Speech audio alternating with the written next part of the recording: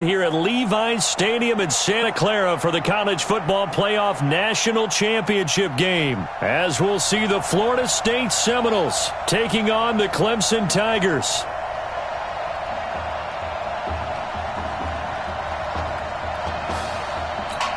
Here we go, the matchup we've all been waiting for. Number 1 versus number 2, and off we go in the College Football Playoff National Championship in Santa Clara. This is taken about 7 yards deep. And no run back here. This will be a touchback, and it comes out to the 25-yard line. The Seminoles here with a 1st and 10.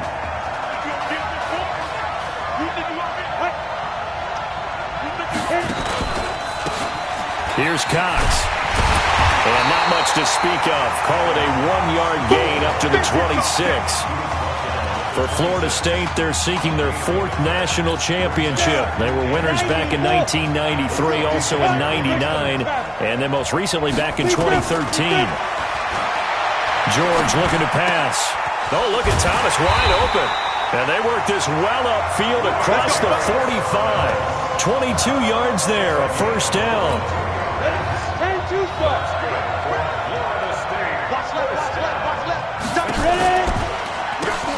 Now Wilhoit. And they went the wrong way there. Losing yardage back at the 43-yard line. It's a loss of 4 there, bringing up 2nd down.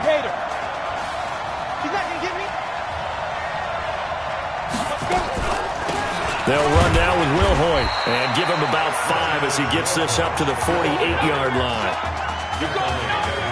And that's one of the reasons you like to blitz even on rundowns. It confuses the blocking assignments. It doesn't allow those offensive linemen to get up to the 2nd level. To throw on 3rd down. George. It's complete to Graham. And he takes this one down almost all the way to the 30. A good pickup there of 20 yards. From the 32 now. Here's 1st and 10. On the ground with Cox. And he'll lose yardage. Brought down at the 32. That's going to go as a loss of a yard, and it'll be 2nd down. Maybe just a slight detour on what's been a strong drive. Here's 2nd and 11. On the carry, this is Wilhoit. And he'll go down at the 26, following a gain of 6. A quick burst there, and he nicely bit off a pretty decent gain. Here comes the 7th play of this opening drive. They moved it well, but here's 3rd down. He's going to hit his man out of the backfield, complete. And taking it to the 15-yard line before he's brought down. They're piecing together a nice drive to start this one. Seems pretty scripted and pretty successful so far. And I think they did it without our help. Because you remember when we sat in with in the production meeting with them to talk about this. And, hey, how you guys going to come out of the gate? I know I offered my help with a few plays, and they didn't seem to want it. I didn't offer mine. You were the smart one. Whatever they're doing, though, it's working really well. Facing a 2nd and 2 after that last catch, good for 8 yards. George to throw. This will be caught just inside the 10. And this is going to result in losing yardage. They're driven back to the 8-yard line. If you're a selfish player and you're throwing the ball, you're cool with the completion. Maybe not so cool with the yardage loss, though, huh? Yeah, you went backwards on the yardage. Hey, it kind of works like a sack for the defense there. Yeah, it's a really big play for them, right? Able to figure it out, sniff it out, and finish it off. A throw there, but that's going to wind up incomplete. Not sure what you're thinking here, partner, but I believe the officials have done a nice job here getting together and then coming out and indicating that there was a receiver in the area. Absolutely, and he was in the area. Correct call made, no grounding. Well, after marching down the field, only getting 3 there, kind of feels like a win for the defense. And it does. They'll go to the sideline feeling a lot better that they didn't give up a touchdown after the march against them. But if I were the offense, I wouldn't hang my head over that one. That's a good drive, and 3 points were put on the board. And he will take this in for a Clemson touchdown. So they gave up the field goal, but boom, they get it right back. Don't even worry about getting their offense on the field. They return it on the kickoff. So I see your 3 points. And raise you 6. Double it up, coming right back at them. And if that's going to be the trade all game long, someone's going to be very happy with the end result. So let's try this again. After the kick return TD, here's yet another kickoff. This is taken about 7 yards deep. And no run back here. This will be a touchback, and it comes out to the 25-yard line. Ready to get this drive underway. The Seminole offense at the line. And now movement here right away. Maybe a sign of things to come with this crowd. And maybe they were coming with a blitz that time, and it caused a jump. I think if we saw it, you know that they saw it. Might have been a little discussion down there. Bad guys coming. Pick them up. Pick them up. And someone jumped. Now a play fake here on first down.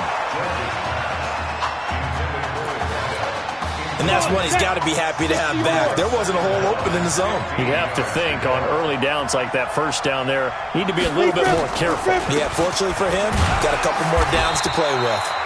And he'll get only a couple up to the 22. And the big fella stuffed that one up in a big way. I think doubling him has to be a priority because you can't move up to the next level if you don't take care of him first. Throwing on third and long. George. And that is incomplete. It's a great job by this secondary. When I watch them, they remind me of elite defenders on a basketball court, right? They want to contest each and every pass. Great contest on third down to bring up fourth. Fielded at about the 28. A good return there, 17 yards. With one game of college experience now in his pocket, this young quarterback leads the Tigers up 1st and 10. On first down, Jewell. And he'll work it across midfield inside the 45. The drive starting with a first down, 11 yards on that pickup. 1st and 10 now for Clemson. Looking to throw. Over the middle, it's complete. And he's going to get this inside the 30. A new set of downs after a strong pickup of 16 yards. Back-to-back good plays have him on the move on first down. He'll drop to throw. Over the middle, it's Isaiah Streets. 7 yards, the pickup on the pitch and catch. Good throw, good catch, but I really like the route. The drag and being able to run away from defenders, hard to stick with them for that long. Yeah, better against man than zone, or? Better against man, because now you're running away from someone and you're not running into a defensive player in another zone. 2nd and 3. That is caught right at the 10-yard line. 11 yards there, first down. Cool under pressure right there, escaping the pocket and finding what I think was not his primary target.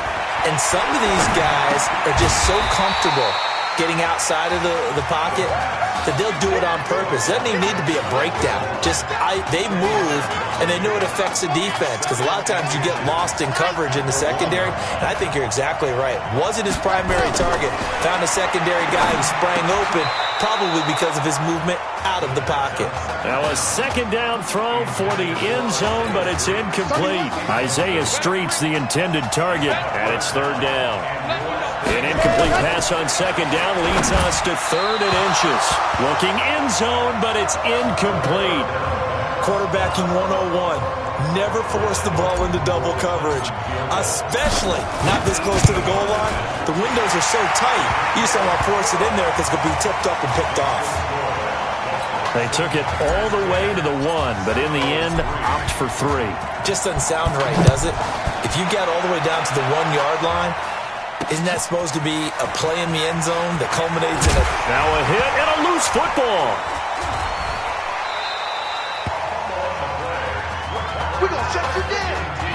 And careless with a football there on the kick return. And one thing I love about going to practices is trying to get around coaches and hear their catchphrases and what they really emphasize. We haven't been to a single one yet this year where a guy fielding a kick, you don't hear, tuck it away, tuck it away, tuck it away. And this is going to be intercepted. Good positioning, and it's picked off.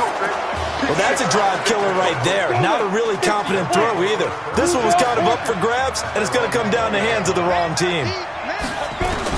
On first down, George. And he's going to find his man out of the backfield. That's complete. And he's going to get this one across the 30-yard line.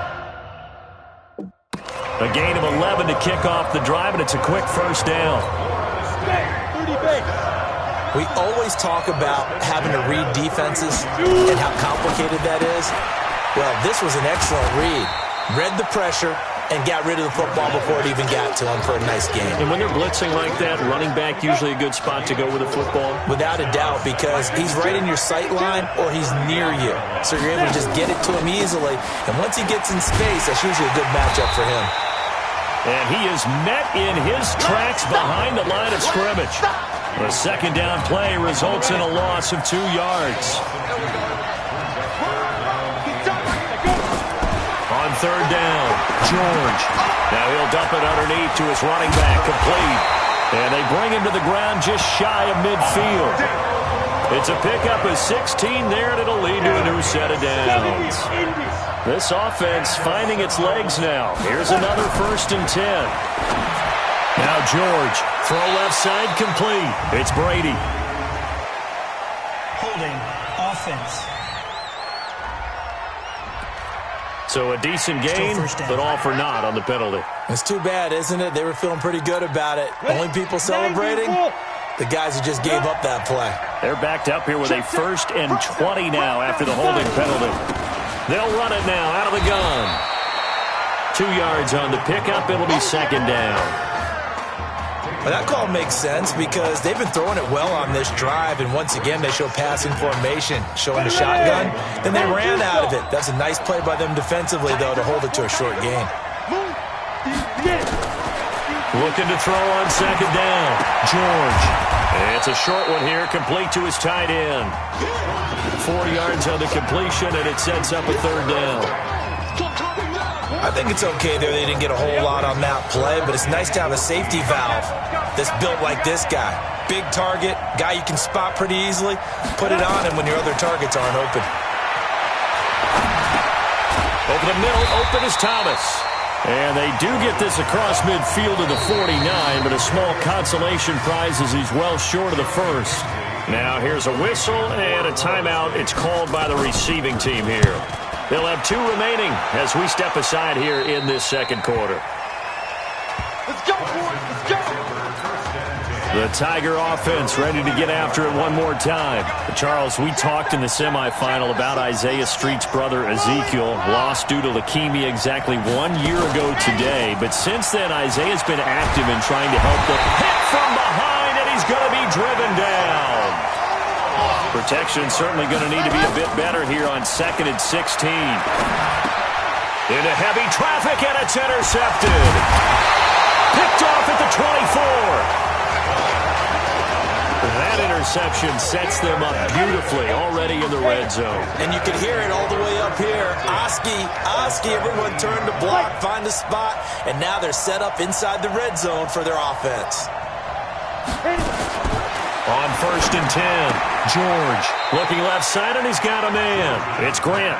Give him a couple on the catch. It's 2nd and 8. So 2nd and 8 here after the pass play for 2 yards on 1st down. Here's 2nd and 8. Looking for his running back, and he's got him. And he'll maybe get back to the line of scrimmage, but no more than that. The offense on 3rd down tonight, they've hit it 50%, 3 of 6 to this point. This is 3rd and 8. Now he'll dump it underneath to his running back, complete. And he'll be brought down with the 1st down and a late flag here, too. And he may get a few more tacked on for good measure. So give them the yardage on the pass and half the distance to the goal line. Because they're inside the 30, so now you don't march off the full 15, right? You have half the distance to the goal. In any event, that's precious real estate given up. From the gun, George. Under pressure now, and he's going to go down. Sacked back around the 8. Now the offense going to use the first of their timeouts as they'll stop it with exactly a minute to go before halftime. Looking to throw. George. That's complete right around the 8. Now another timeout called for by the offense.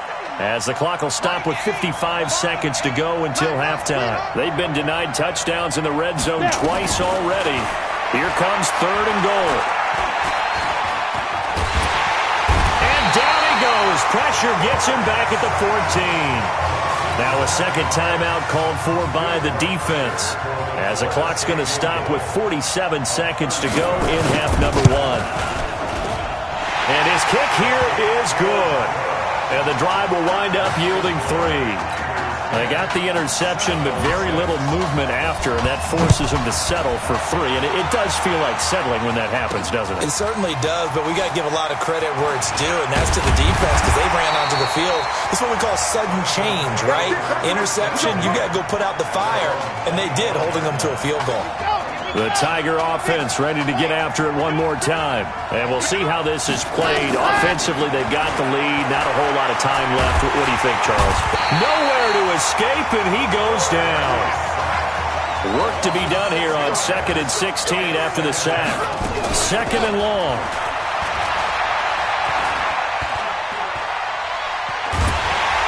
And he's going to go down again. They can't stop us, baby. Every time there's a sack. Come on, fellas. What a story this would be. Clemson 1 half away from a national title.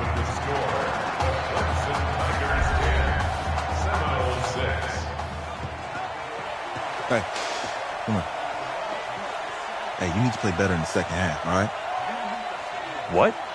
Just give me the ball, all right? Let me do my thing. I agree.